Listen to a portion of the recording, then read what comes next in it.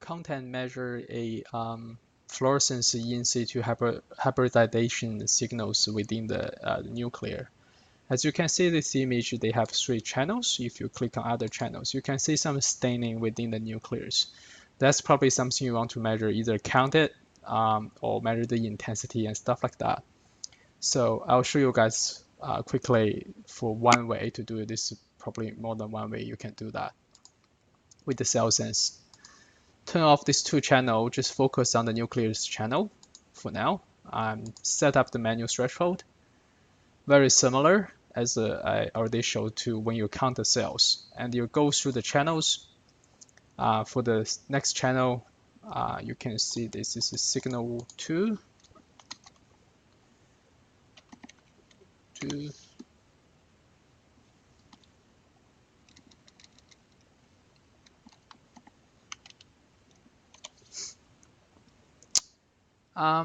Again, you can adjust the range and you can zoom in to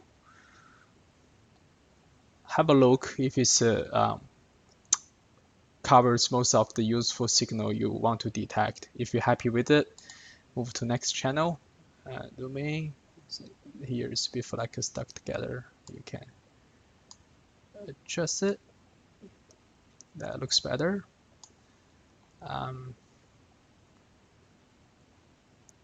For the signal, they missed out some of the faint signal. If you want to cover that one, it's okay. You can just cover that one. And later on, we can use a filter to filter out some of the small bits you don't want, and you can auto split it. Depends on how you want to present the data or process the data. Once you're happy with the face, you can segregate the image. And because you only clicked on showing one channel, so the process only been done in one channel. And now go to detection options, and we can fill the holes and get rid of the small debris on this channel to make it look nicer.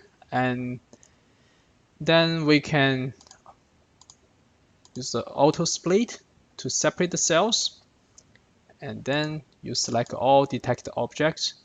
Here you can create a region of interest around each of these objects you detected. Just right click on it, say create ROIs from selected objects. Click on it, and you can see the C11 ROIs created around the nucleus. And go to this one, and you can delete the object because our goal is to measure the green and red channel signal, not really to measure this one at this stage. You can just delete the object on that one. You can not delete it and just use it to measure for the cell counting as well. And now we can turn back to the other channel and close to this channel, and you can see the signals within the ROI range. And then you just have to go back to detection option, because now you want to detect the signals within the ROI. So you have to change the detection area into ROI and define how would you like to detect it. Is it included, the things that lands on the boundary, or truncated or excluded? We choose excluded. Just remember the things you're detecting now is much smaller than the big nucleus. So you actually have to adjust the option for the minimum object size into smaller one. You can do 1, or you think some of the small one is not the real signal, you can do another number, for example 10 or 5. You don't have holes to fill, we just untick that one.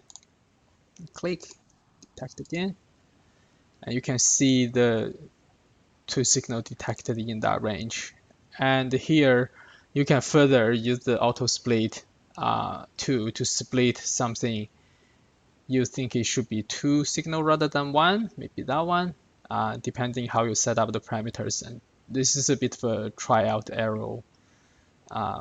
Then you have to figure out the parameter. And the result will be presented down here in your content measure result. You can drag that down to see the parameter has been measured. You can do a class histogram.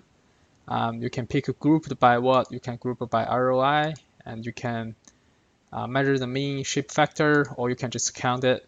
I just want to count it, how many it is. And then you can see ROI1, this is the number. Or you can do a ratio.